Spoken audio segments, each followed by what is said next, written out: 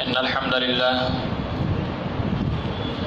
نحمده ونستعينه ونستغفره ونؤمن به ونتوكل عليه ونعوذ بالله من شرور أنفسنا ومن سيئات أعمالنا من يهده الله فلا مضل له ومن يضلله فلا هادي له ونشهد أن لا إله إلا الله وحده لا شريك له وأشهد أن محمدا عبده ورسوله أما بعد فإن خير الحديث كتاب الله وخير الهدي هدي محمد صلى الله عليه وسلم وشر الأمور محدثاتها وكل محدثة بدعة وكل بدعة ضلالة وكل ضلالة في النار. أعوذ بالله من الشيطان الرجيم. بسم الله الرحمن الرحيم. وإن تعدوا نعمة الله لا تحصوها. معزز و مکرم بزرگان دین اور میرے دینی میلے بھائیوں، آج کے اس درس میں مجھے جس عنوان کے تحت گفتگو کرنے پر مکلف کیا ہے، عنوان ہے نظر بد کے بجائے نظر خیر۔ حضرات، آج حالت حاضرہ پر جب ہم نظر دوڑاتے ہیں تو ہم اس چیز سے واقف ہوتے ہیں کہ دور حاضر میں جو ماحول بنا جا رہا ہے،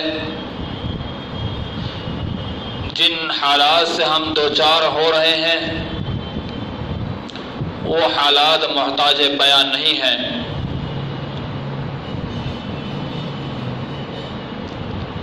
آج جہاں کہیں ہم دیکھتے ہیں کہ انسانوں کی حالت بدتر سے بدتر ہوتی جا رہی ہے،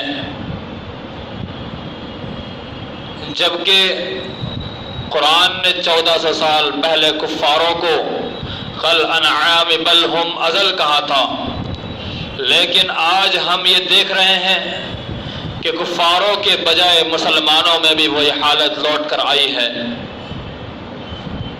قل انعام بل ہم اضل والی حالت لوٹ کر آئی ہے کہ کفاروں سے کہا تھا کہ یہ جانوروں کی طرح ہے، اور تاکیداً کہا جانوروں کی طرح نہیں بلکہ ان سے بدتر ہو چکے ہیں۔ وہ حالات آج مسلمانوں میں لوٹ کر آ رہی ہے۔ پہلے ایک دوسرے سے حقوق سے ناواقف انسان تھے، لیکن اسلامی تعلیمات کے نہ ہونے کی وجہ سے ناواقف تھے، لیکن دور حاضر میں اسلامی تعلیمات موجود ہیں، اسلامی تعلیمات دینے والے موجود ہیں، اسلامی تعلیمات پہنچانے والے موجود ہیں، لیکن مسلمانوں کی حالت یہ ہے کہ اسلامی تعلیمات کو حاصل کرنے کے باوجود، اس کو لینے کے باوجود، اس کو سیکھنے کے باوجود اس سے دور نظر آ رہے ہیں۔ وجہ کیا ہے؟ وجہ یہ ہے کہ مسلمان غفلت کی نیند سو رہے ہیں، مسلمان غافل ہو چکے ہیں، مسلمانوں کے دل سے آخرت کا خوف جا چکا ہے، مسلمانوں کے دلوں سے رب کا خوف ہٹ چکا ہے۔ یہی وجہ ہے کہ ہم نے شریعت کو بھلا دیا، جبکہ قرآن نے وَإِن تَعُدُّوا نِعْمَةَ اللَّهِ لَا تُحْصُوهَا آج سے 1400 سال پہلے کہہ دیا کہ اللہ رب العالمین کی عطا کردہ نعمت کو دنیا میں کوئی شخص شمار نہیں کر سکتا۔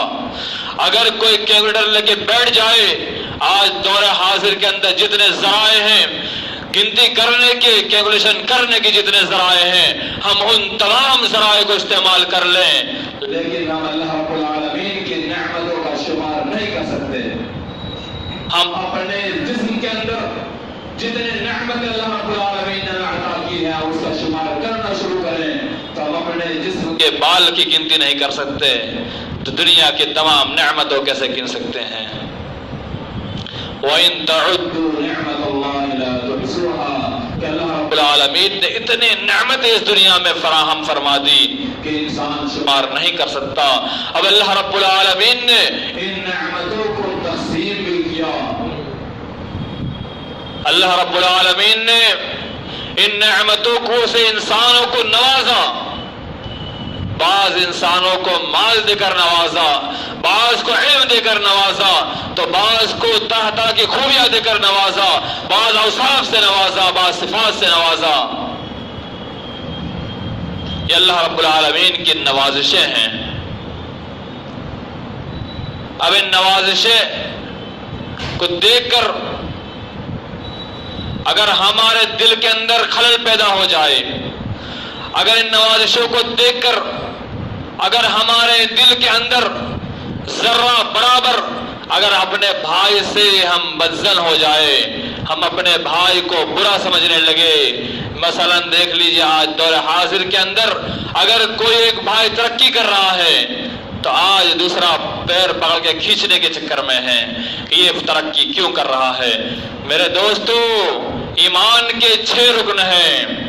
الایمان باللہ، سب سے پہلے اللہ پر ایمان لانا، وبرسولہ، رسولوں پر ایمان لانا، وملائکتہ، فرشتوں پر ایمان لانا، وکتبہ، اور آسمانی کتابوں پر ایمان لانا، والقدر خیرہ وشرہ، اس سے پہلے ایک والبعث بعد موتہ، کہ موت کے بعد دوبارہ پیدا کیا جائے گا، اس پر ایمان لانا۔ اور 6ٹھی چیز بالقدر خیرہ وشرہ، تقدیر پر ایمان لانا ہر مسلمان کے لیے ضروری ہے۔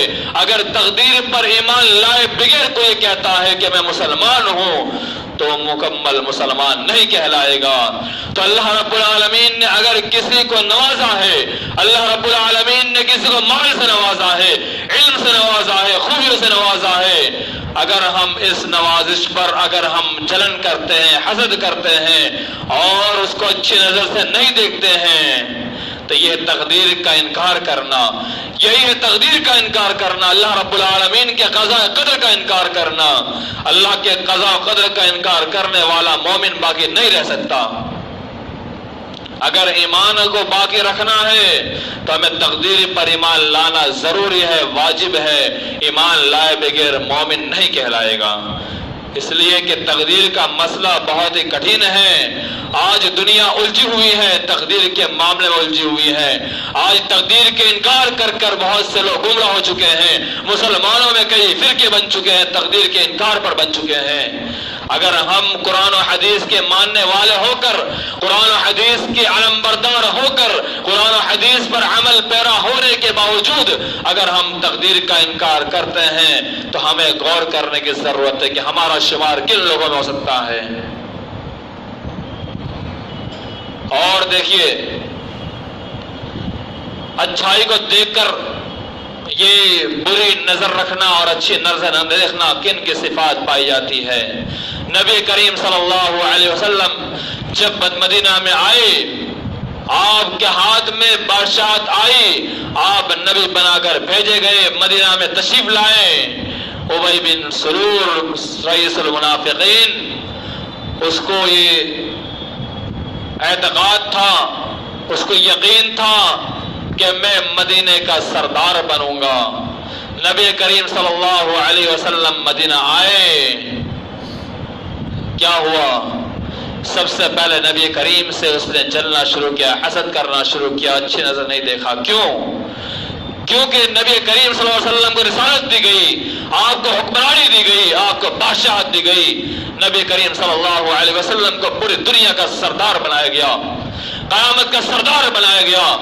اس وجہ سے رسول نے نبی کریم صلی اللہ علیہ وسلم سے حسد شروع کر دی اور آپ کو اچھی نگاہ سے حیات نہیں دیکھا اور نبی کریم صلی اللہ علیہ وسلم کو ذلیل قرار دیا۔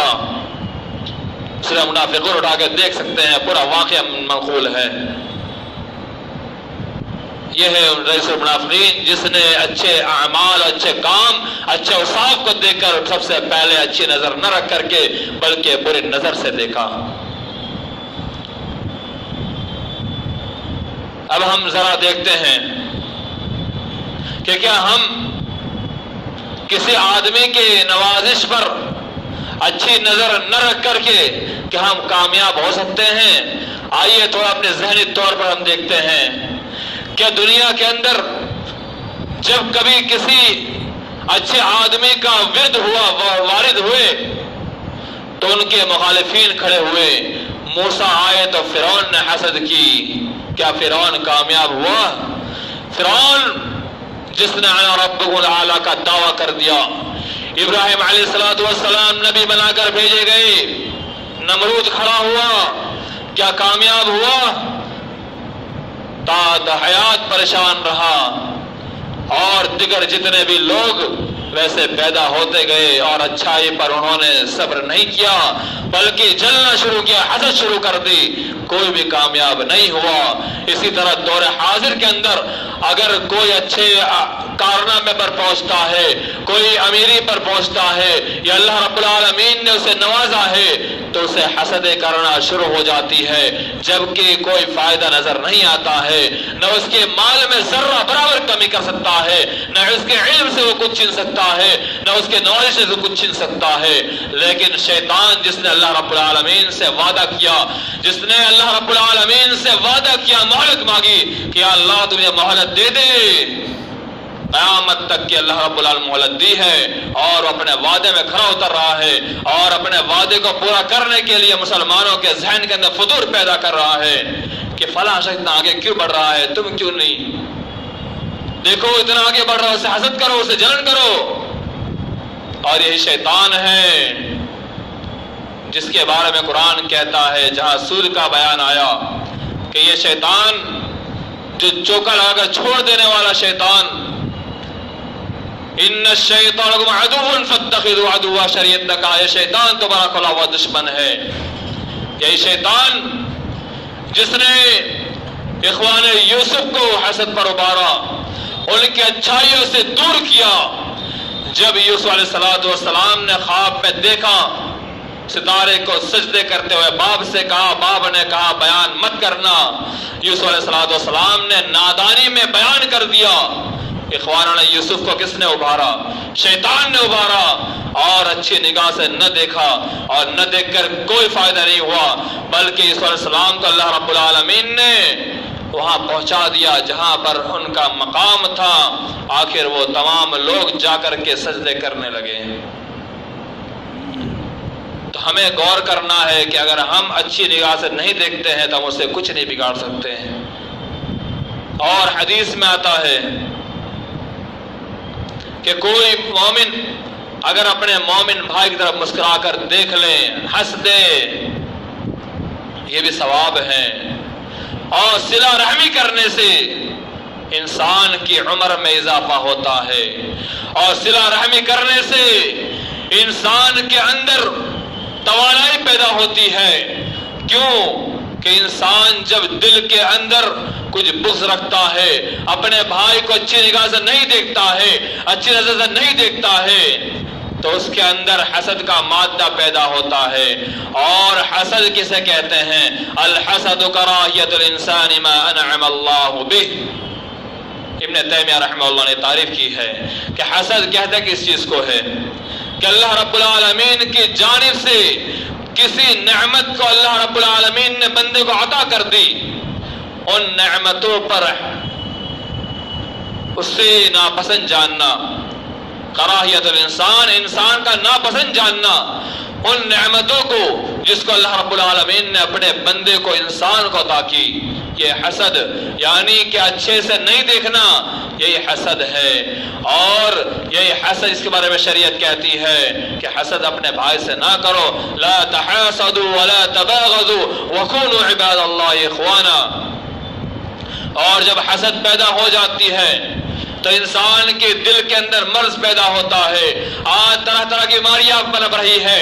آج کینسر، شوگر، ڈائبٹیز کی بیماری پیدا ہو رہی ہے، پریشر کی بیماری پیدا ہو رہی ہے. آج چھوٹے چھوٹے نوجوانوں کو بیماری پیدا ہو رہی ہے، مانسک بیماری میں گرفتار ہو رہے ہیں. کیا وجہ ہے؟ ہم نہیں سمجھ پا رہے اس چیز کو، اس لیے کہ شیطان شریعت کے مطابق ان الشیطان یجری مجرى الدم، کہ شیطان انسان کے خون کے دوڑنے کا میں دوڑتا ہے. جتنے تیز خون دوڑتا ہے اتنی تیز شیطان انسان کے رگ میں دوڑتا ہے. اتنے تیز شیطان آج مسلط ہو چکا ہے کہ انسان سوچ نہیں سکتا کہ ہمیں بیماری کیوں آ رہی ہے، ہمیں تکالیف کیوں پہنچ رہی ہے، ہم اتنی بیماری میں کیوں جھکڑ رہے ہیں، ہم کیوں پریشان ہو رہے ہیں. یہی وجہ ہے کہ ہمارے دل کے اندر سکون نہیں ہے، ہمیں اطمینان نہیں پہنچ رہا ہے. یہ حسد ہمیں ختم کر رہا ہے اور دوسرے کی اچھائی کو ہم نہیں دیکھ پا رہے ہیں. یہی وجہ ہے کہ ہم مانسک بیماری کے گراؤ میں آ رہے ہیں اور پریشان سے ہو جا رہے ہیں اور گھریلو معاملات بگڑ رہے ہیں. کیا وجہ ہے؟ یہی مانسک طور پر گھریلو معاملات بگڑتے ہیں. جب گھریلو معاملات بگڑ رہے ہیں کئی کئی خاندانوں تک بگاڑ پیدا ہو رہا ہے. یہاں سے قطع تعلق شروع ہو رہی ہے اور صلہ رحمی میں دوری ہو رہی ہے. جب صلہ رحمی میں دوری ہوگی تو انسان کا سکون غارت ہوگا، اس کے دل کے دورے پڑیں گے اور طرح طرح کے مرض میں مبتلا ہو جائے گا. اسی لیے آج سے ہمیں سوچنا ہے، غور کرنا ہے، آج ہمیں تھام لینا ہے کہ ہمیں حسد جیسی کبھی بیماری سے دور رہنا ہے اور بری نظر سے بچنا ہے اور اپنے بھائی کی طرف ہم اچھی نظر دوڑانا ہے. اور شریعت اسلامیہ نے انما المؤمنون اخوہ قرار دیا کہ تمام مومن آپس میں بھائی بھائی ہے، تمام مسلمان، تمام مومن بھائی بھائی ہے. المسلم من سلم المسلمون من لسانه ويده، مسلم شریف کی روایت کہ نبی کریم صلی اللہ علیہ وسلم نے فرمایا المسلم من سلم المسلمون من لسانه ويده، کہ مسلمان اس وقت تک کامل مسلمان ہو ہی نہیں سکتا جب تک کہ اس کا ایک مسلمان بھائی اس کے ہاتھ سے، اس کی زبان سے محفوظ نہ ہو جائے.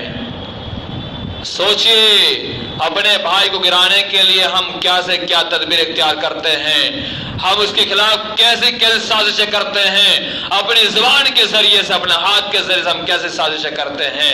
زبان سے، اپنی زبان سے کلمات ادا کر کے، اس کے خلاف سازشیں کر کے، اس کے خلاف طرح طرح کی گمراہیاں کر کے، اس کی کبرائی کر کے، غیبت کر کے، چغلی کر کے اسے گرانے کے چکر رہتے ہیں.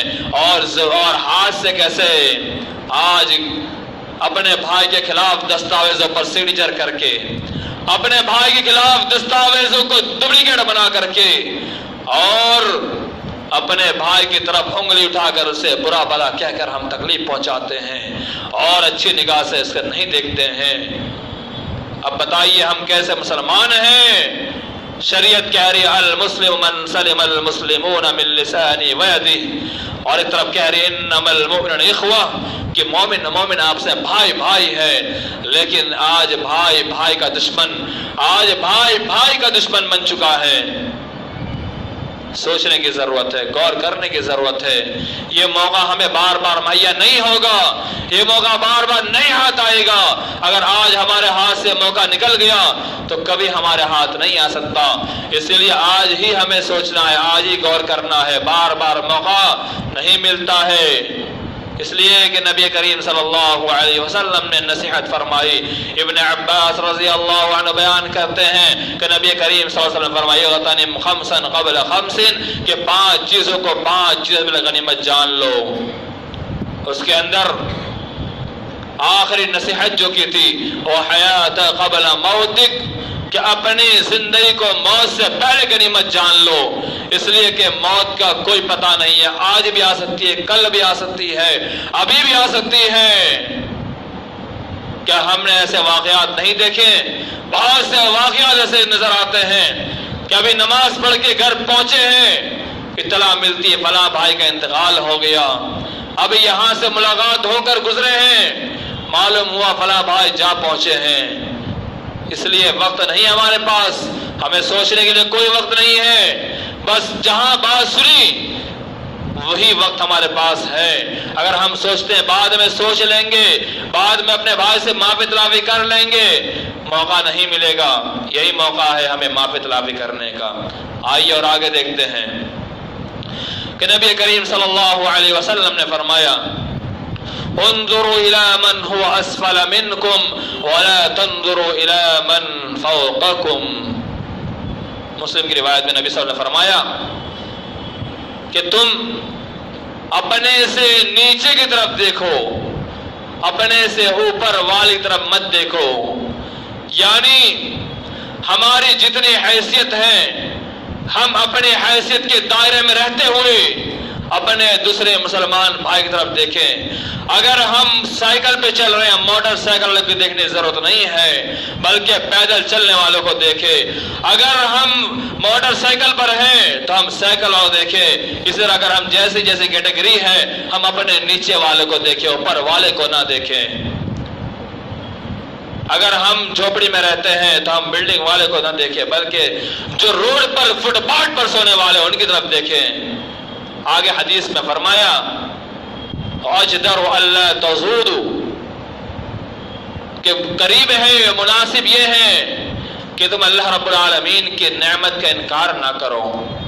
یعنی اللہ رب العالمین نے جو نعمتیں مہیا کی ہے, جو نعمتیں عطا کی ہیں, ان نعمتوں کا انکار نہ کر دو, ان نعمتوں سے بیزار نہ ہو جاؤ, ان نعمتوں سے جلن نہ پیدا کرو, حسد نہ پیدا ہو جائے. ہماری شریعت نے تمام مراحل ہمیں بتا دیے, ہماری شریعت نے ہمیں سکھلا دیا, تعلیم دے دی, لیکن تعلیم حاصل کرنے کی ضرورت ہے, تعلیم کو سیکھنے کی ضرورت ہے. ہماری شریعت نے ہر مقام پر رہنمائی کر دی ہے, کوئی گوشہ ایسا نہیں چھوڑا. تبھی جا کر کے حضرت عمر سے کہا جاتا ہے کہ کوئی شریعت نے ایسا گوشہ نہیں چھوڑا, یہاں تک کہ بول و براز کا طریقہ بھی تمہاری شریعت سکھلاتی ہے. 1400 سال پہلے وہ کفار اور مشرکین اس پر تائید کر چکے تھے, یہودی تائید کر چکے تھے, آج کے دور تو کیا پہلے تائید کر چکے تھے, لیکن مسلمان ہی ہیں جو اس سے ناواقف ہے. اس کی ناواقفیت کی بنا پر آج بہت سے معاملات اٹھ رہے ہیں. اس لیے روکنے کے لیے ہمیں شریعت تعلیم لینا ہے, ہماری شریعت نے بہت کچھ سکھلا دیا ہے. آئیے اور آگے دیکھتے ہیں نبی کریم صلی اللہ علیہ وسلم نے کیا فرمایا. سبعۃ یظلھم اللہ فی ظل یوم لا ظل الا ظلہ, کہ قیامت کے روز کوئی سایہ نہیں ہوگا. لوگ پریشان ہوں گے, ادھر ادھر بھٹک رہے ہوں گے, دوڑ رہے ہوں گے, کہیں سایہ نصیب ہو جائے, کہیں موقع مل جائے, وہاں کوئی جائے فرار نہیں ہوگی, وہاں بھاگنے کوئی موقع نہیں ملے گا. اگر ہم چاہیں کہ ہم بھاگ لیں, ہم سایہ نصیب کر لیں, ہمیں پنکھا کی ہاہٹ مل جائے, اے سی کی ٹھنڈک مل جائے, ہمیں پی او پی کی ٹھنڈک مل جائے, اس روز قیامت تلاشنے کے باوجود بھی نہیں ملے گی. لیکن ملے گی کن لوگوں کو ملے گی؟ سبعۃ یظلھم اللہ فی ظلہ یوم لا ظل الا ظلہ. 7 خوش نصیب شخص ایسے ہوں گے جسے اس روز قیامت اللہ رب العالمین اپنے عرش کے سائے تلے جگہ نصیب فرمائے گا. جہاں اللہ رب العالمین کا سایہ ہوگا اس سایہ تلے جگہ نصیب ہوگی. ان میں سے ایک شخص تحابا فی اللہ و تباغضا فی اللہ, کہ اگر حسد کی, دشمنی کی تو اللہ رب العالمین کے لیے کی, اگر دشمنی موڑ لی ہے تو اللہ رب العالمین کے لیے موڑ لی, اگر دوستی کی, محبت کی, پیار کیا تو اللہ رب العالمین کے لیے کیا. یہ خوش نصیب شخص ہوگا. اور ہماری دشمنی, عداوت, حسد کیا اللہ کے لیے ہے؟ نہیں, بلکہ اللہ رب العالمین کی عطا کردہ نعمتوں کی مخالفت میں ہے, اس کی قضاء و قدر کے فیصلے کی مخالفت میں ہے. تو ہمیں عرش تلے سایہ کیسے نصیب ہوگا؟ سوچنے کا مقام ہے کہ عرش تلے سایہ کے طلبگار تمام مسلمان ہیں, اور اس دن کا منظر بھی تھوڑا سنتے چلیں تاکہ ہمیں اندر احساس پیدا ہو کہ ہمیں سایہ نصیب تو کرنا ہے, سایہ کی طلبگار ہے. اگر سایہ نصیب نہیں ہوگا تو ہماری حالت کیا ہوگی؟ سنتے چلیں. اللہ رب العالمین نے کلام پاک میں ارشاد فرماتا ہے یا ایھا الناس اتقوا ربکم ان زلزلۃ الساعۃ شیء عظیم یوم ترونها تذهل كل مرضعة عما ارضعت وتضع كل ذات حمل حملها وترى الناس سكارى وما هم بسكارى ولكن عذاب الله شدید۔ خلاصہ کلام اس آیتوں کا، قیامت کا زلزلہ بہت سخت ہوگا۔ کیسا زلزلہ ہوگا؟ یوم ترونها تذهل كل مرضعة عما ارضعت، کہ دودھ پلائی ہوئی ماں اپنے دودھ پلائے بچے کو بھول جائے گی، حمل والی عورتیں اپنے حمل ساقط کر دے گی، اور تمام انسان روز قیامت جیسے ہم چوراہے پر بیہوشی کو دیکھتے ہیں، مدہوش کو دیکھتے ہیں، شراب نوش کرنے والے دیکھتے ہیں، ویسے تمام لوگ نظر آئیں گے، جبکہ قرآن کہتا ہے کہ یہ شراب میں مبتلا نہیں ہوں گے، بلکہ روز قیامت کا زلزلہ، اس کی ہولناکی، اس کی دردناکی اور اس روز قیامت کا منظر انہیں پریشان کیا ہوگا، اس وجہ پریشان ہوں گے۔ تو عرش تلے سایہ اگر نصیب نہیں ہوا تو ان تمام پریشانیوں سے ہم جکڑے رہیں گے، ہم پریشان ہوتے رہیں گے، اور ان پریشانیوں سے ہمیں نجات نہیں ملے گی۔ نجات اسی صورت میں ملے گی جبکہ ہم اللہ رب العالمین کے فرمان کو لے کر چلیں گے، اس کے فرمان کے مطابق اپنے آپ کو سمجھیں گے اور ڈھالیں گے، تب موقع ملے گا، ورنہ نہیں ملے گا۔ اور ایک حدیث میں آتا ہے، نبی کریم صلی اللہ علیہ وسلم نے فرمایا بخاری کی روایت کے اندر کہ ایمان کی مٹھاس نہیں پا سکتے مگر تین چیزوں سے، ان میں سے ایک کہ اگر محبت بھی کی تو اللہ رب العالمین کے لیے کی، اپنے بھائی سے محبت یعنی مسلمان سے محبت کریں تو اللہ رب العالمین کے لیے، اللہ رب العالمین کی خاطر، اللہ رب العالمین کی رضا جوئی کے لیے محبت کریں تو ایمان کی مٹھاس کو پا سکتے ہیں۔ اگر ہم نے اس کی رضا جوئی اور اس کی ہم نے پسند کو نہیں غالب کیا بلکہ اپنے انا کو، اپنے حوث کو، اپنے خواہشات کو غالب کیا تو جان لو ایمان کی مٹھاس کو نہیں پا سکتے ہیں۔ ایمان تو کیا، ایمان کی مٹھاس کو نہیں پا سکتے، ایمان کی چاشنی کو نہیں پا سکتے ہیں۔ آج آدمی کھانا طرح طرح کھاتا ہے، اگر اس کے اندر سے وہ لذت نہیں مہیا ہوتی ہے جو لذت کھانے میں ہونا چاہیے تو کھانا اس کو بیکار سمجھتا ہے۔ اسی طرح سے ایمان کی لذت اگر نہ ملے، اس کی مٹھاس نہ ملے تو ایسا ایمان کو آج ہم کھوکھلا سمجھتے ہیں۔ تو اسی لیے اپنے بھائی کو بھائی سمجھے، اللہ کی نعمت جو اللہ نے عطا کی ہے ان نعمتوں کو ہم تصور کریں اور ان نعمتوں کو اللہ رب العالمین نے جو عطا کی اپنے بھائی کے لیے اسے غنیمت جانے اور اچھی سمجھے۔ آئیے اور آگے دیکھتے ہیں کہ اپنے بھائی کے خلاف جب اس کی نعمت کو دیکھتے ہیں ہم طرح طرح کے الفاظ کستے ہیں، اس کی غیبت اور چغلی پڑ جاتے ہیں، غیبتیں کرنا شروع کرتے ہیں۔ غیبت کے تعلق سے شریعت کیا کہتی ہے، قرآن کیا کہتا ہے؟ وَلَا يَغْتَبْ بَعْضُكُمْ بَعْضًا أَيُحِبُّ أَحَدُكُمْ أَن يَأْكُلَ لَحْمَ أَخِيهِ مَيْتًا فَكَرِهْتُمُوهُ، کہ تم آپس میں اپنے بھائی کی غیبت نہ کرو۔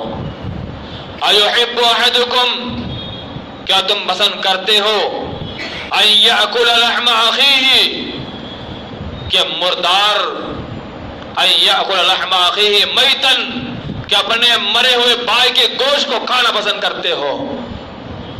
فَكَرِهْتُمُوهُ، شریعت نے کہہ دیا جسے تم ناپسند ضرور کرو گے۔ شریعت نے دیکھیے کہہ دیا کہ غیبت کرنے سے اپنے مردہ بھائی یعنی ایک مسلمان سمجھو مر چکا ہے، اس مردے بھائی کی جسم سے گوشت کو کاٹ کاٹ کر کھانے سے تشبیہ دی شریعت نے۔ کون پسند کرے گا؟ ہم مردار جانور کے گوشت کو کھانا پسند نہیں کرتے، ایک انسان کے گوشت کو کھانے تشبیہ دی ہے۔ ہم غیبت کو بری نہیں سمجھ رہے ہیں، ہم غیبت کو کبھی نہیں سمجھ رہے ہیں، اس لیے کہ ہم نے غیبت کو پہچانا نہیں، ہم نے غیبت کو جانا ہی نہیں۔ غیبت کسے کہتے ہیں؟ غیبت اسے کہتے ہیں کہ ہم اگر کسی کی برائی کر رہے ہو اسے ناپسند جانے کی غیبت ہے۔ صحابہ رسول نبی کریم سے پوچھتے ہیں کہ اگر ہم اس کے اندر برائی دیکھیں تو نبی کریم نے فرمایا اگر واقعی سے برائی پائی جاتی ہے تو سمجھو غیبت ہے، اگر اس کے اندر نئی برائی نہیں پائی جاتی ہے تو یہ تہمت ہے۔ اور تہمت کے بارے میں شریعت نے کہہ دیا کہ تہمت کے لیے کوڑے لگائے جائیں گے، تہمت کی سزا شریعت نے 80 کوڑے متعین کیے ہیں۔ اب سوچئے ایک کوڑے میں ہماری حالت خراب ہو سکتی ہے، شریعت نے حد لائق کرتے ہوئے 80 کوڑے متعین کیے ہیں۔ اور شریعت نے تہمت لگانے والوں کی گواہی بھی ناقابل قبول قرار دی ہے۔ اور تہمت لگانے والا آج دنیا میں سب سے قبیح ترین آدمی سمجھا جاتا ہے، اور غیبت اس سے برا اور اس سے گندا اور اس سے کریہ، اس سے برا شریعت کے اندر اور کوئی چیز نہیں ہے۔ اس لیے کہ غیبت کو آج کوئی نہیں پسند کرتا، چاہے نیچے طبقے کا آدمی ہو چاہے اونچے آدمی طبقہ ہو، کوئی بھی غیبت کو پسند نہیں کرتا۔ اس لیے غیبت ہم چھوڑنے کی کوشش کریں۔ غیبت چھوڑیں گے تو ہم اپنے بھائی کو اچھی نظر دیکھنا شروع کریں گے، اگر غیبت نہیں چھوڑیں گے تب تک اپنے بھائی کو ہم اچھی نظر سے نہیں دیکھ سکتے ہیں۔ اب آئیے آگے ہم بڑھتے ہیں کہ نظر ہم اچھی کر لیں۔ اگر ہمیں جو بھائی ہمارا اوپر بڑا ہے، ترقی کر رہا ہے، آگے جا رہا ہے، ہمیں حسد کا کینہ کپٹ رکھنے کی کوئی ضرورت نہیں ہے، بلکہ ہمیں بھی چاہیے کہ ہم بھی ترقی کرنے کی کوشش کریں، ہم اس کے پاس جائیں اور سیکھیں، اور اس آدمی سے سیکھنے کی کوشش کریں کہ تم نے کس طرح سے ترقی کی، تم کیسے آگے بڑھے۔ اس لیے کہ شریعت نے 2 چیزوں میں حسد کو جائز قرار دیا، الحسد لا يحسد الا الاثنين، کہ حسد نہیں ہے مگر 2 چیزوں میں، صرف 2 چیزوں میں حسد جائز ہے۔ ایک چیز مال میں، کہ اللہ رب العالمین نے مال عطا کیا ہے، تو مال میں حسد کس لیے ہے؟ مال میں حسد کس لیے کہا؟ کہ مال کو خرچ کرنے میں حسد ہے۔ شریعت نے صرف مال کہہ کر کے مراد لیا مال کو خرچ کرنے میں حسد ہے۔ اگر کوئی بھائی مال خرچ کر رہا ہے، اللہ سے کروڑپتی بنایا ہے، لکھ پتی بنایا، ارب پتی بنایا ہے، اللہ کے راستے میں خرچ کرتا ہے تو ہم بھی خرچ کریں، یہ حسد ہے۔ یعنی اگر بھائی خرچ کرتا ہے تو ہم بھی خرچ کریں، اس میں حسد ہے۔ اگر وہ 10 خرچ کرتا ہم 15 خرچ کریں، اگر وہ 50 خرچ کرتا ہم 100 خرچ کریں، یہ حسد ہے۔ یہ حسد کو جائز قرار دیا اس لیے کہ اس میں ترقی مل رہی ہے، اس میں حوصلہ بڑھ رہا ہے۔ دیکھیے حضرت عمر اور ابوبکر صدیق کا واقعہ اٹھا کے دیکھیے کہ عمر رضی اللہ عنہ آدھا مال لے کر آتے ہیں اور کہتے ہیں کہ آج میں ابوبکر پر فوقیت دے جاؤں گا، لیکن ہوتا کیا ہے ابوبکر صدیق پورا مال اٹھا کر لے کے چلے جاتے ہیں۔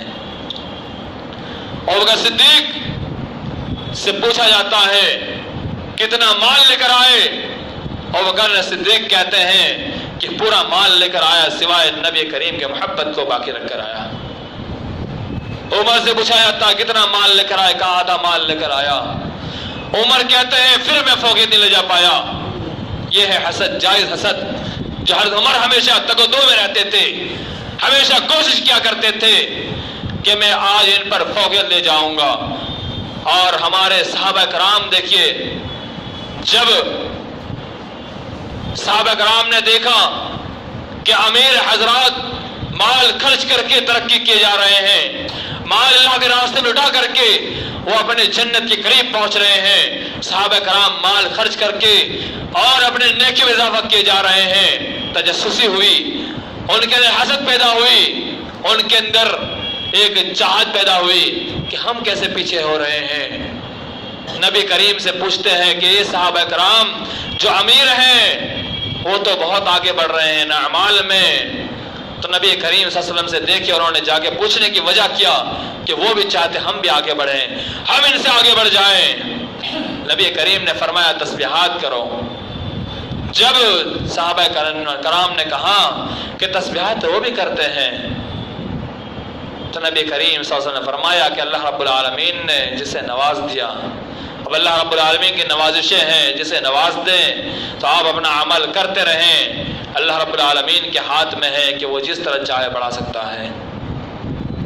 تو یہ صحابہ کرام کا جذبہ دیکھیے مال خرچ کرنے میں، کہ کوئی صحابی آگے بڑھ رہا ہے تو اللہ کے راستے میں خرچ کرنے میں دوسرا صحابی آگے بڑھ رہا ہے۔ یہ ہے نیک نظری، اچھی نظری، خیر نظری، کہ اچھے سے دیکھنا، اچھے نظر سے دیکھنا۔ اور دوسری حسد جس کو جائز قرار دیا وہ ہے حکمت۔ اگر اللہ رب العالمین نے کسی حکمت و دانائی عطا کی ہے تو وہ حسد کریں۔ کیوں حکمت قرار دیا؟ علم کے اندر، علم کے حصول کے اندر اگر کوئی مسلمان علم حاصل کر رہا ہے، اگر وہ کوشش کر رہا ہے، اکثر مدارس میں آپ دیکھیں گے یہ چیز پائی جاتی ہے کہ اگر ایک طالب علم میں رات میں محنت کر رہا ہے، 2 بجے تک پڑھ رہا ہے، تو دوسرا طالب چاہتا ہے کہ میں 3 بجے تک پڑھوں، 4 بجے تک پڑھوں۔ یہ مدارس میں حسد پائی جاتی ہے اور یہ جائز حسد ہے۔ کیوں؟ علم کے حصول کے لیے علم جتنا حاصل کریں گے اتنا ہم لوگوں کو فائدہ پہنچائیں گے۔ دنیا کے اندر لوگوں کو فائدہ پہنچانے کے لیے علم کا ہونا ضروری ہے۔ علم کے بغیر ہم کسی کو فائدہ نہیں پہنچا سکتے، اس لیے ایک دوسرے کو فائدہ پہنچانے علم کا ہونا ضروری ہے۔ یہ ہے نیک نظری کہ علم کے اندر حسد کریں، دوسرے کو علم پہنچانے کے لیے، حکمت کے لیے، دوسرے کو کی کوشش اور دوسرے کو نیک راستے پہ لانے کے لیے۔ اس لیے کہ من دل علی خیر فلہ اجر مثل فاعلہ، شریعت نے کہہ دیا، مسلم کی روایت، من دل علی خیر، کہ جس نے کسی کی رہنمائی سیدھے راستے طرف کی، اچھے راستے طرف کی، یہ ہے نیک نظر۔ دیکھیے نیک نظر یہی ہے، اچھی نظر یہی ہے کہ اپنے مسلمان کی خیر چاہی، بھلائی چاہی، اس کے لیے اچھائی کو دیکھا، برائی کو ترک کیا۔ تو شریعت نے کہا من دل علی خیر فلہ مثل اجر فاعلہ، کہ اتنا ہی ثواب اسے ملے گا جتنا کہ وہ نیک عمل کرنے والوں کو مل رہا ہے۔ مثلا ہمارے اسلاف نے کتاب لکھ دی، کتاب لکھ کر کے اس دنیا سے فوت ہو گئے، اس دنیا سے چلے گئے۔ مثلا امام بخاری کو لے لیجئے، بخاری شریف لکھ دی، حدیث جمع کر دی۔ امام بخاری کی وفات سے لے کر کے آج تک کئی صدیاں گزر گئی، لیکن آج بھی ان بخاریوں سے اس فائدہ اٹھایا جا رہا ہے، ان حدیث سے فائدہ اٹھایا جا رہا ہے۔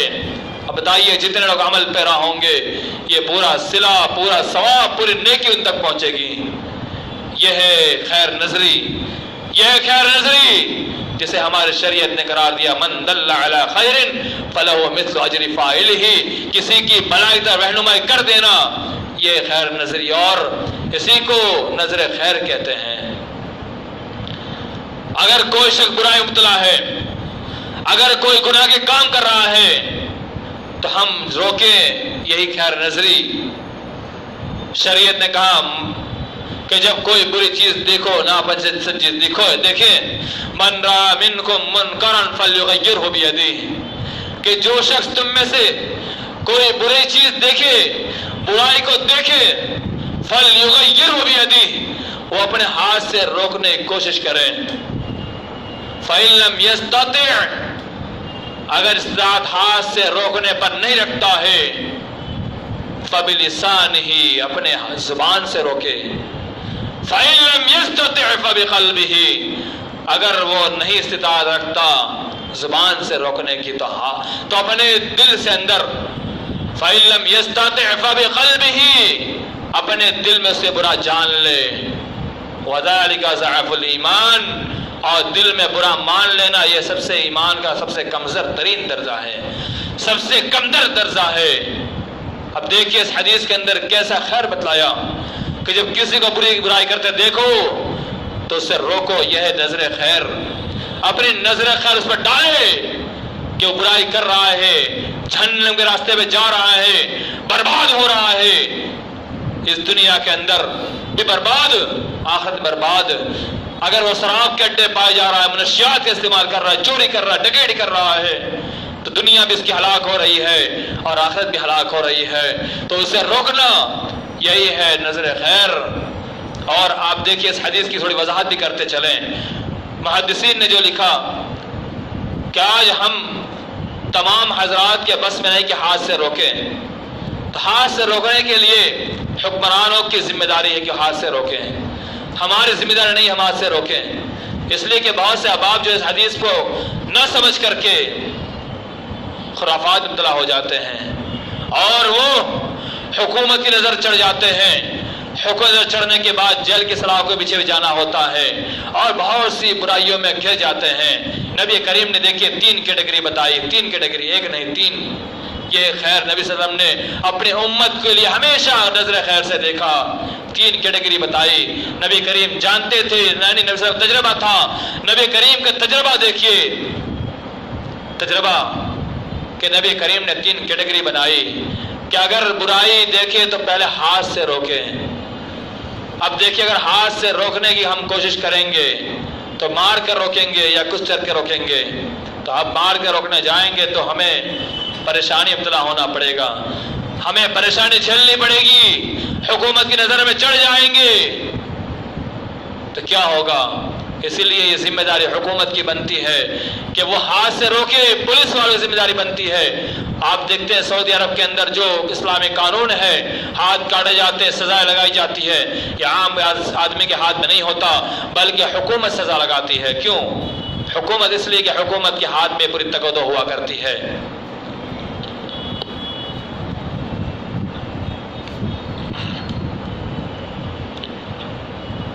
تو ہم جہاں اسلامی قوانین لاگو ہم دیکھتے ہیں کہ ہاتھ سے روکنے کا جو فعل انجام دیتے ہیں حکومت دیتی ہے.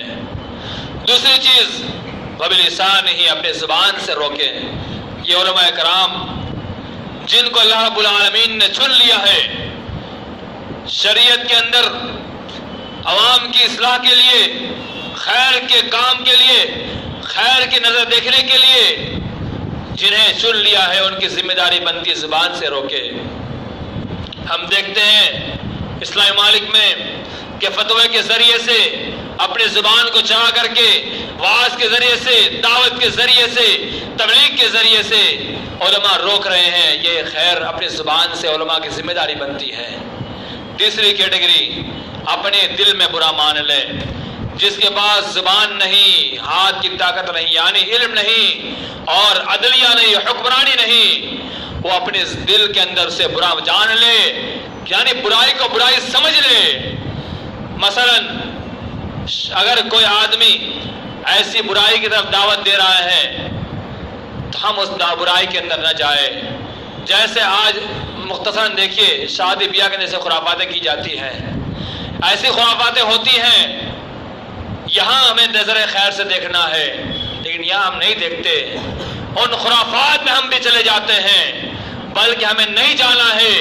ہم نہیں جائیں گے, اس کے دماغ میں بات پیدا ہوگی, سوچ پیدا ہوگی کہ میرا بھائی میری دعوت پہ کیوں نہیں آیا, میرا رشتہ دار میری دعوت پہ کیوں نہیں آیا, میرا قریب میری دعوت پہ کیوں نہیں آیا, کیا وجہ تھی. کل آ کر آپ سے وہ بھائی پوچھے گا کہ میری دعوت میں آپ کیوں نہیں آئے, مجھ سے کیا کمی رہ گئی, میری جانب سے کیا پریشانی ہوئی, میری جانب سے آپ کو کیا تکلیف پہنچ گئی. میں معافی چاہتا ہوں, میں آپ کے سامنے اپنی بات کو رجوع کرتا ہوں. اگر میری جانب سے کوئی کلمہ نکل گیا تو میں توبہ کرتا ہوں, معافی چاہتا ہوں. اس وقت اگر ہم اس دعوت میں نہیں گئے, دیکھیے خیر کا پہلو دیکھیے, خیر کا پہلو دیکھیے کیسا پوشیدہ چھپا ہوا ہے کہ اس کے اندر کرسچن مارکس کے دماغ میں آئے گا کہ کیوں نہیں آیا, اس کی وجہ ضرور ہوگی, کوئی وجہ ضرور ہوگی. وہاں ہم نرم لہجے میں, سادے سمپل الفاظ میں ہم اتنا کہہ دیں خالی کہ بھائی آپ نے شریعت کے خلاف کام کیا ہے اس لیے میں آپ کی دعوت میں لبیک نہ کہہ سکا. کتنا بڑا پیغام اس تک پہنچے گا, کتنا بڑا پیغام جائے گا کہ اس کی زندگی سنور سکتی ہے اور ہماری بھی آخرت بن سکتی ہے, اس کی بھی آخرت بن سکتی ہے. یہ ہے نظر خیر. لیکن افسوس کہ مسلمانوں میں نظر خیر دور ہو گئی اور نظر بد غالب آ چکی ہے. جبکہ شریعت نے کہا تعاونوا علی البر والتقوی, کہ ایک مسلمان کا تعاون تقوی کے معاملے میں ہو, جبکہ آج ولا تعاونوا علی الاثم والعدوان پر ہم عمل کر رہے ہیں. شریعت نے کہا کہ گناہوں میں ہم تعاون نہ کریں, برائیوں میں تعاون نہ کریں, لیکن افسوس کہ آج سب سے زیادہ مسلمان برائیوں میں تعاون کیے جا رہے ہیں، برائیوں میں جتنے تعاون ہوتے کرتے جا رہے ہیں، خیر میں کوئی تعاون نظر نہیں آ رہا ہے، خیر کے کام میں، اچھائی کام میں کوئی نظر نہیں آ رہا ہے۔ اگر کوئی برائی کی طرف جا رہا ہے، کسی کو برے نظر دیکھ رہا ہے، تو اور دیگر احباب بھی اسے برے نگاہ سے دیکھ رہے ہیں۔ لیکن ہمیں تعاون البر والتقوی کے تحت بر اور تقوی میں تعاون کرنا، یعنی اس کے بھلائی کی نظر اس پر گائے رکھنا، اس کے لیے خیر سوچنا، یہ بھی ہمارے اس کی بھلائی کا سوچنا ہے۔ کیوں کہ بعض ایسے لوگ ہوتے ہیں کہ جن کی نظر میں وہ تاثیر ہوتی ہے کہ ایک بھائی کو نظر لگ جاتی ہے، اور جب نظر لگ جاتی ہے تو نظر لگ جانے کے بعد اس کی کمائی میں کمی آتی ہے۔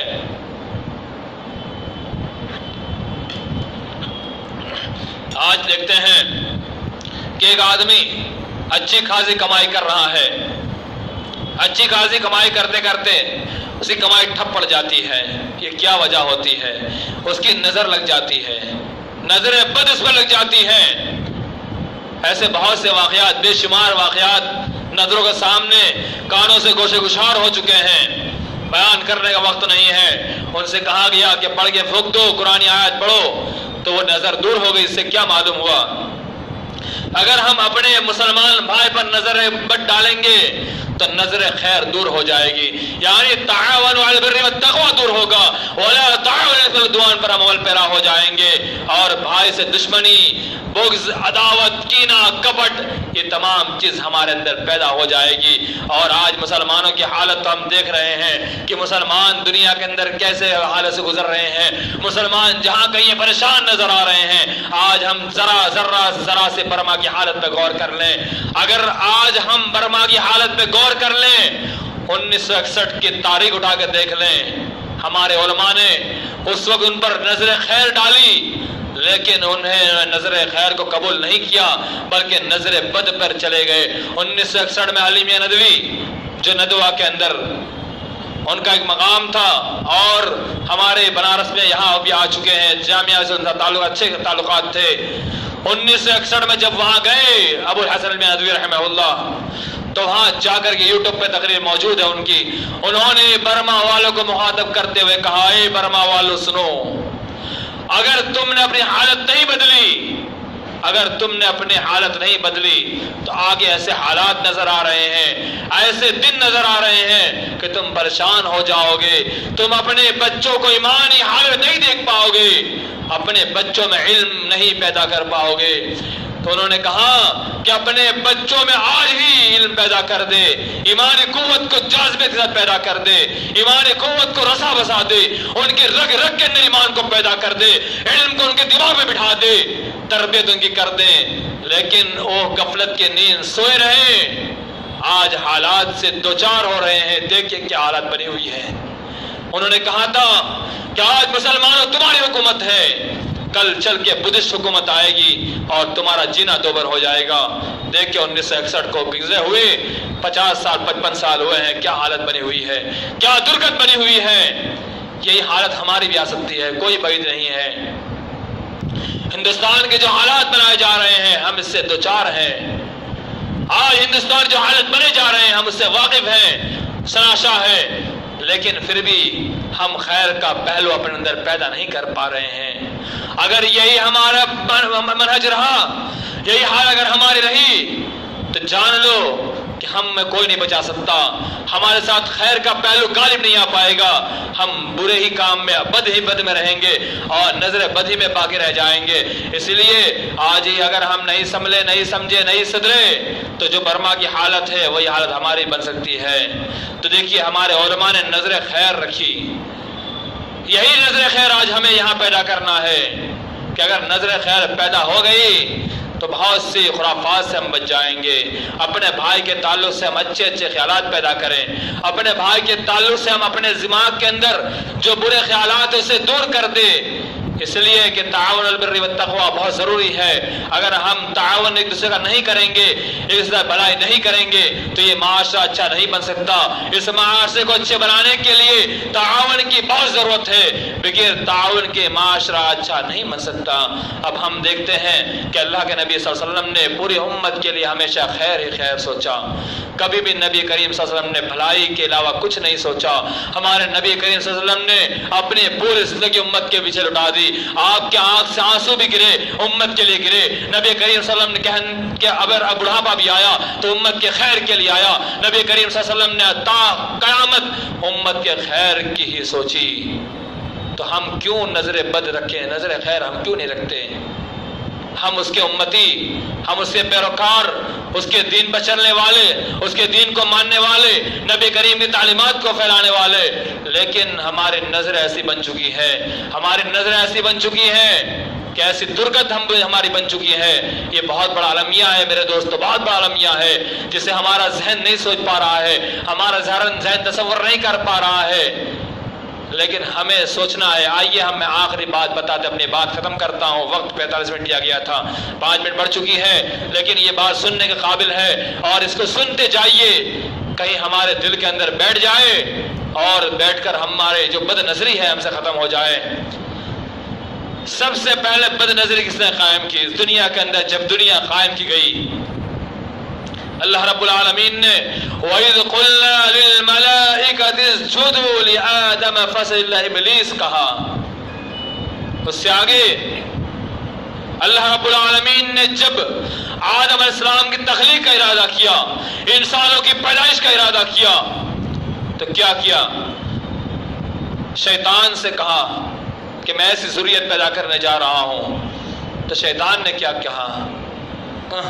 ایسے لوگ کو پیدا کریں گے، ایسے لوگ کو بنائیں گے جو دنیا کے اندر خون بہائیں گے، دنیا کے اندر فساد برپا کریں گے۔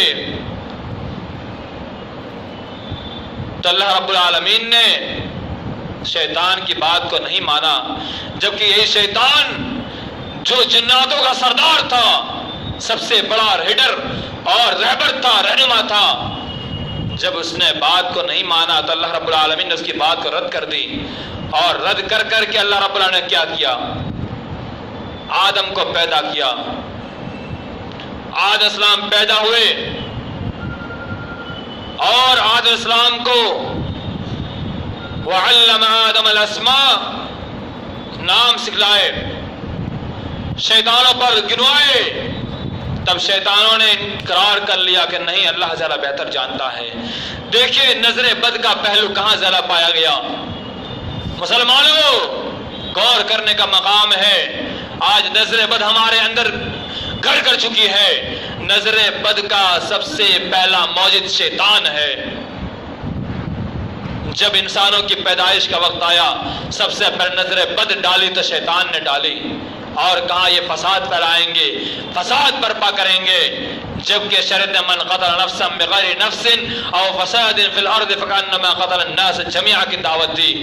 اور ایک پہلو دیکھیے کہ آج نظر خیر کے بجائے نظر بد سے آج حکومت بھی ہم کو دیکھ رہی ہے، آج نظر بد سے ہم کو کفار و مشرکین دیکھ رہے ہیں، آج پوری دنیا نظر بد سے دیکھ رہی ہے۔ اب مسلمان بھی نظر بد سے دیکھنے لگ جائے مسلمان کو تو کیا ہوگا؟ جبکہ مسلمانوں کی شریعت نے من قتل نفسا بغیر نفس او فساد فی الارض فکانما قتل الناس جميعا کے لیے کہہ دیا کہ من قتل نفسا بغیر نفس او فساد، جس نے کسی ایک نفس کو قتل کر دیا، پوری ذریت کو قتل کر دیا، پوری انسانیت کو قتل کر دیا۔ یہ دیکھیے ہماری شریعت نے نظر خیر رکھی ہے، نظر بد نہیں، نظر خیر رکھی ہے۔ یہ شیطان کہہ رہا ہے، شیطان دیکھیے یہ فساد برپا کرنے والا لفظ آج سے نہیں ہے، شیطان کی زبان سے نکلا ہوا لفظ کہ یہ انسان پیدا ہوں گے اور فساد برپا کریں گے۔ اور آج بھی دیکھیے بد کا نظریہ رکھنے والے آج فساد کا نظریہ رکھتے ہوئے مسلمانوں پر آج بھی ٹھوپے جا رہے ہیں۔ اب دیکھیے بد کا نظریہ شیطان نے جب ایجاد کیا، اور خیر کا نظریہ اللہ رب العالمین نے کر کے اس کے سامنے بتا دیا کہ یہ میرا خیر ہے، میں جو چاہتا ہوں کر سکتا ہوں، میں جسے چاہتا ہوں پیدا کر سکتا ہوں، جسے چاہتا اللہ رب العالمین فوقیت دیتا ہے، جسے چاہتا اللہ رب العالمین جو کرنا چاہ کر گزرتا ہے۔ تو اسی لیے ہمیں ضرورت اس بات کی ہے کہ ہم شیطان کے ہتھ کنڈے کو، اس کی چال کو پہچانیں، اس لیے کہ شیطان نے مہلت مانگی ہے، شیطان جہنم تک لے جانے کے لیے تیار ہے۔ اگر ہم نہیں مانیں تو شیطان نے بد نظری قائم کی، ہم بد نظری پہ رہیں گے اور خیر کی نظر ہم سے دور ہو جائے گی اور ہم خیر کا کام نہیں کر پائیں گے۔ اسی لیے ہم خیر کے نظر رکھتے ہوئے ہم کام کریں اور اپنے بھائی کے متعلق اچھی نظر رکھیں، اور جب ہم کوئی اچھی چیز دیکھیں تو ہم ماشاء اللہ کا تذکرہ ضرور کریں۔ وَلَوْلَا إِذْ دَخَلْتَ جَنَّتَ قُلْتَ مَا شَاءَ اللَّهُ۔ مفسرین لکھتے ہیں کہ ایک کافر نے مسلمان کے سامنے اتراتے ہوئے اپنے پارک میں داخل ہوا، تو اس نے اپنے پارک میں داخل ہوئے تو ماشاء اللہ کا تذکرہ نہیں کیا تھا، یعنی کیونکہ کفار تھا، اس نے نہیں کہا اللہ کی جانب سے، کیونکہ وہ معبود باطل کو مانتا تھا۔ اللہ رب العزت نے پورے باغ کو تہس نہس کر دیا۔ اور مفسرین نے اور بھی لکھا ہے وَلَوْلَا إِذْ دَخَلْتَ جَنَّتَكَ، جنت کو مراد لیا ہے کہ کیوں ماشاء اللہ کہنے کا تذکرہ ہوا کہ جنت کی نعمتیں اس پر نظر نہ لگ جائے، نظر بد نہ لگ جائے۔ اس لیے شریعت نے کہا کہ جب جنت میں داخل ہوتے وقت تو ماشاء اللہ کا ہوتا ہے، کہیں جنت کے نعمتوں پر، اس کے پھل فروٹ پر، اس کے اندر جو بچے ہیں، حوریں ہیں اور طرح طرح کی نعمتیں جہاں تک ہمارا ذہن نہیں پہنچ سکتا، شریعت نے کہہ دیا کہ وَلَا خَطَرَ عَلَى قَلْبِ بَصَرٍ، کہ انسان کی جہاں تک کہ نظر نہیں جا سکتی، جہاں تک انسان کا دماغ نہیں سوچ سکتا، دماغ نہیں پہنچ سکتا، اس کے دل میں بات نہیں آ سکتی، ایسی ایسی نعمتیں ہیں، ان نعمتوں پر نظر لگ سکتی ہے۔ اسی لیے قرآن نے کہا ماشاء اللہ کہتے ہوئے گزرے۔ تو ہم جہاں کہیں اپنے بھائی کے بارے میں اچھی چیز سنیں، اچھی چیز دیکھیں، اچھائی پر دیکھیں، ہم ماشاء اللہ الحمدللہ کہ کلمات کو اس پر ورد کریں تاکہ کہیں اس کا نظر نہ لگ جائے، اور اس سے نظر لگنے سے ہمارا نقصان نہ ہو، اپنے بھائی کا نقصان سمجھے ہمارا نقصان ہے، اپنے بھائی کا نقصان اپنا نقصان ہے۔ آخری حدیث ہم سنتے ہوئے جائیں اور اپنے نظر کو درست کر لیں۔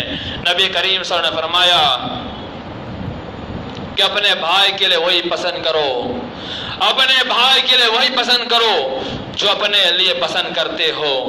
اگر ہم اپنے لیے خیر پسند کرتے ہیں تو اپنے بھائی کے لیے بھی خیر پسند کرے، اپنے بھائی کی طرف خیر کی نظر دوڑائے، اپنے بھائی کی طرف ہم خیر کی نگاہیں دیکھیں۔ اگر وہ ترقی کر رہا ہے کرنے دیں، ہم بھی ترقی کریں، اگر وہ آگے بڑھ رہا ہے بڑھنے دیں، ہم بھی آگے بڑھیں۔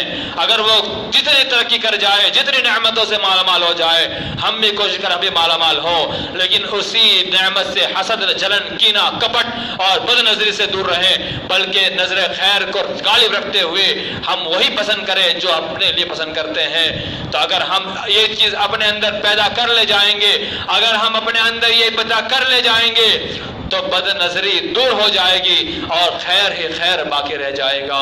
اس لیے کہ ہم اگر جتنا خیر سوچیں گے اتنی ہمارے زندگی برکت ہوگی، ہمارے پر بھی خیر نازل ہوں گے، اللہ رب العالمین ہم پر رحمتوں کے بارش نازل کرے گا، ہم پر رحمتیں آئے گی اور ہم مالا مال ہو جائیں گے۔ اللہ رب العالمین ہمیں نوازشوں سے نوازے گا، ہم جتنا اللہ کا شکر ادا کریں گے۔ لَإِن شَكَرْتُمْ لَأَزِيدَنَّكُمْ وَلَإِن كَفَرْتُمْ إِنَّ عَذَابِي لَشَدِيدٌ۔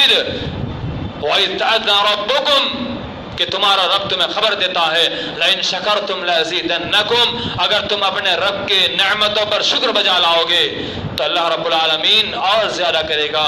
وَلَئِن كَفَرْتُمْ، اگر ناشکری کرو گے، إِنَّ عَذَابِي لَشَدِيدٌ، سخت ترین عذاب، یعنی جو مال مہیا چھین لے گا، نعمت کو لے لے گا اور عذاب میں مبتلا کر دے گا۔